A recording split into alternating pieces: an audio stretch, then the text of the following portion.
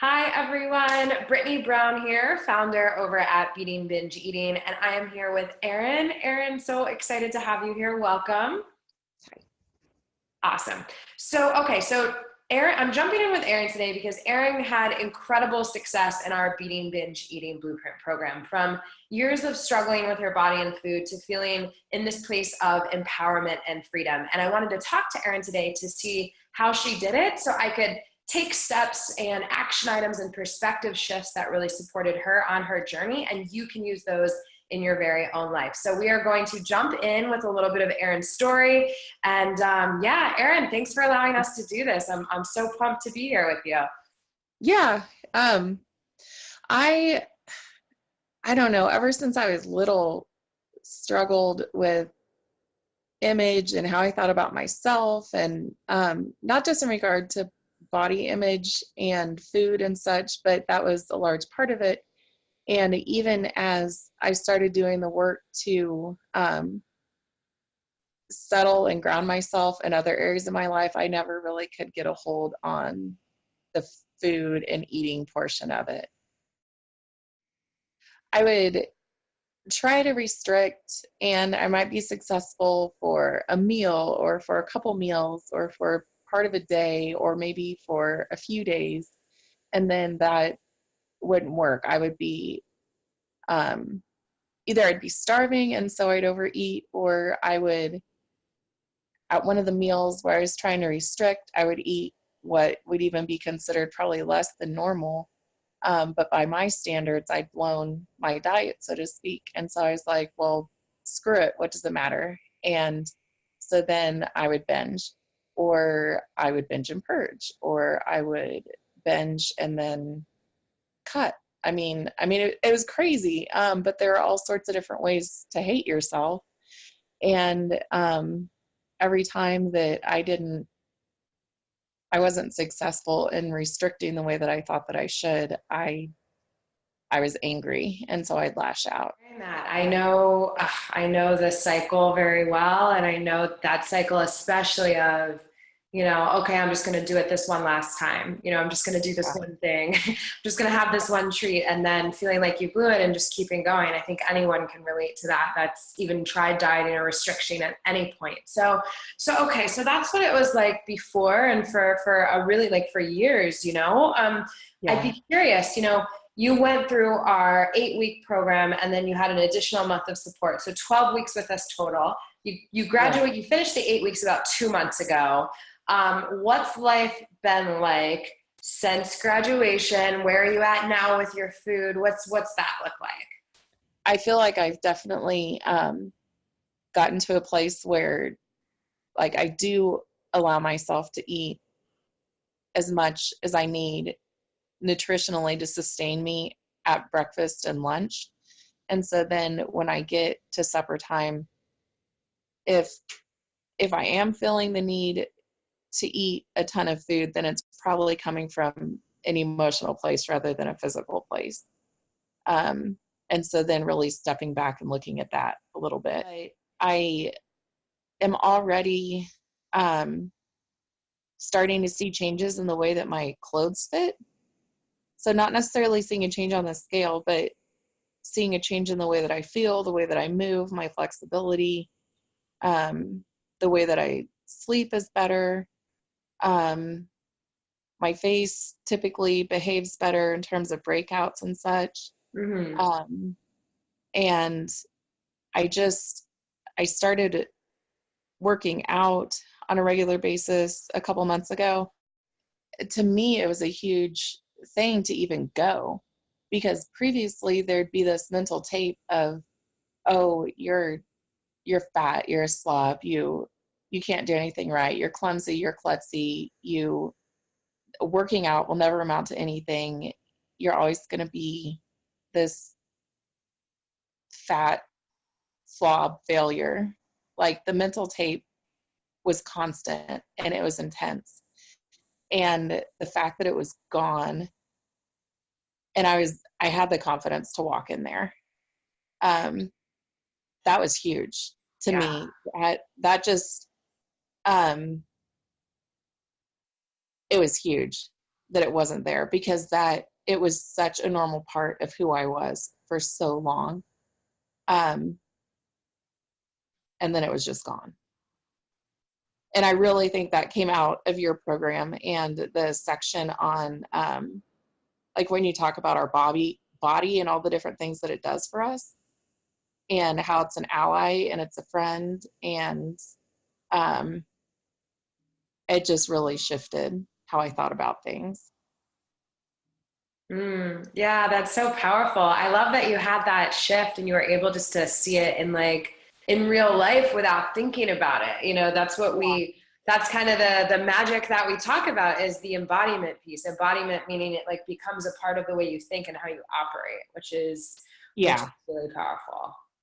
Yeah.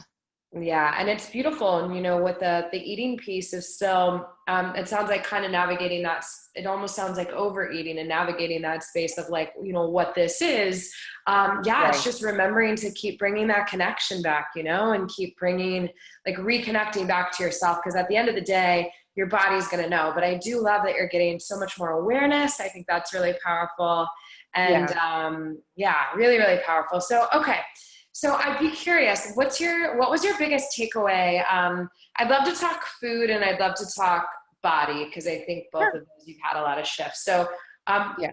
you know, with your food, what was the biggest takeaway or perspective shift that's allowed you to really have as much awareness and just be present and yeah, like really, you know, break free from the really gripping compulsive piece of it that you had for so long? I guess the thought that food is fuel, like that's all that it is. And it's not a trap, and it's not powerful. Yes, you can have treats for sure. There's nothing that's prohibited, but is the bigger treat food, or is it being able to go outside and have energy and things like that? And that um, since nothing was prohibited, I could always choose to come back later and have something, or I could choose to just have a couple bites of something, because it wasn't as if I had to snarf the whole thing down and then the next day I was going to start a diet and wouldn't be able to have it for the rest of my life. Um, and so it's like that. Um, I don't know, that last minute, last splurge perspective went away, and so all of a sudden that power went away too. Mm. Yeah, I like that. It's what we refer to as like the present moment food choices, right? Where you get to choose moment by moment what you want, you know, just because you ate, you know, your splurge doesn't mean you have to keep going and going and going. Like you decide in that moment. So that's Right. really, really powerful. I love that. And I love the parallel between food and like what it does for you and your life and how you want to show up in the world with your family, with your work and things, and like thinking of food as a way to fuel that and fuel those experiences that you want. I think that's really, really important. So I'd be curious, you mentioned your girls, and I know they're really important to you. Have Mm-hmm. you seen any impact in either in like how you are with them, your really like how you are with your work? I'd be curious just to hear about that. At the beginning of this journey, I really felt like, oh my gosh, everything's just chaotic and nobody's getting what they need, and I'm failing in all these areas, and how will I ever get it back? I'm not doing right by them. I'm not doing right by me. I'm not doing, um, like, I believe myself to be God's creation. And so, like, I'm not doing right by that. I was just failing everywhere. And this, going through this program and realizing, like, step by step, bite by bite, I have choices about what I do. And those little choices, um, one decision at a time, I can choose a different future for myself and a different present. And your past doesn't define your future. And you hear those things said, but for whatever reason, it, for multiple reasons, it really kind of caught hold this time. And so then that applies to how I interact with my girls and my teaching and shaping of them into their own little people, and just feeling like we're making it, one step at a time, one situation at a time. Yeah, I love that. Those are my favorite things to hear about, because it's like, yeah. it's like the food stuff's important. It can jail us, right? Like Mm-hmm. that can steal our joy from life. And it's what the freedom provides us with that really lights me up. It keeps me going. And I know your girls are important to you. So that's just really exciting for me to hear. So, Yeah. yeah, so awesome. So I'd be curious, you kind of mentioned this earlier, but I'd love if you had any other things to say about your relationship with your body. It sounds like what the big takeaway for you was that relationship, was that partnership, like the idea of like, you don't have to fight yourself. Right. So if you have anything to say on that, or just what allowed you, because some women hear that and still don't cross the threshold of actually being able to like do it, So I'd be curious, like what stuck out to you with that? Like there are genetic elements to it, and there are like brain activity addiction types of things to it, but it really is a choice to embrace the tools and change the brain patterns and choose a new way of living as opposed to just surviving. And that was huge too. As I was going through the work, some of it seems like, oh, well, this is common sense. Why couldn't I have gotten this? But then you really start talking in your videos, and it's like master's level stuff. And that's why a person doesn't get it, because there's so much more involved with the brain science and everything that you go into in those modules. And that's why it's important to be able to go back and look at it again and be able to write it down and really sit with it and let it absorb, and then go back later. Because it just it takes a while to absorb, because it is a lot of information, and it's really good. Yeah, thank you. I think that's a great tip for anyone that's in the program, just remembering that you have it for life. You can go back into it.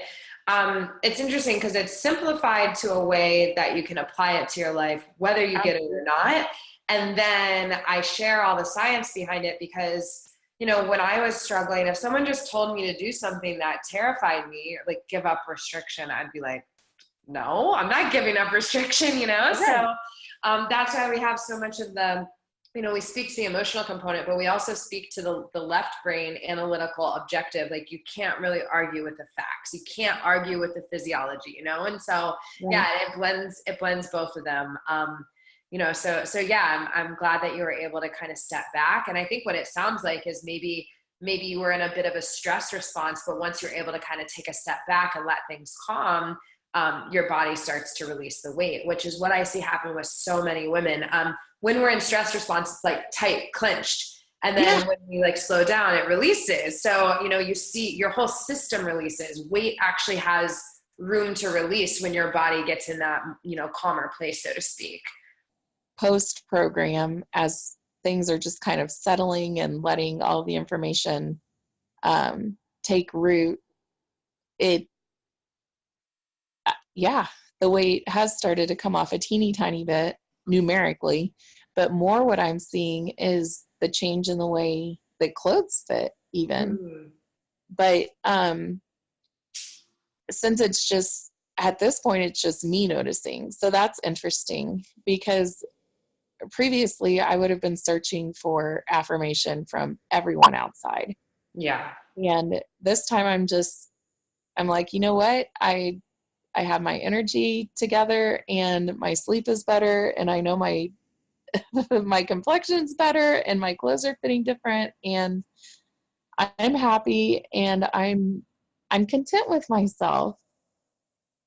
And so we're moving along in the process, and we're at the beginning in some ways, but there's a lot that's already happened, so I'm good. Really just proud of you for how far you've come, your perspective. like you just feel, I don't want to say like a different person, but like the true you, right? You know, like Yeah. you're more connected with yourself than you've been in a really long time. And you sound grounded and, you know, just that content feeling, which I think is so powerful. So I'm really proud of you. Before we jump off, anything to say before we go, or do you feel like you covered it all?